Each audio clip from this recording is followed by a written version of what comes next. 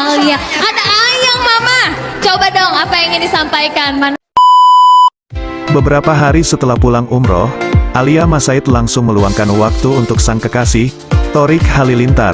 Putri Reza Artamevia itu menemani Thorik yang sedang tanding tenis meja. Gerak-gerik keduanya pun sontak menjadi sorotan awak media. Keduanya terlihat berpegangan tangan. Bahkan, Thorik tak segan mengaku membawa Ayang saat ditanya oleh host dalam acara sport tersebut. Thorik bawa supporter, bawa keluarga, ujar seorang host. Bawa Ayang, ucap Thorik Halilintar. Dalam video yang beredar, Alia sempat mendekati Thorik sebelum saudara Zahwa Masaid itu mengambil tempat duduk. Bahkan sebelum pertandingan dimulai, putri sambung Angelina Sonda itu sempat bergandengan tangan dengan Thorik Halilintar.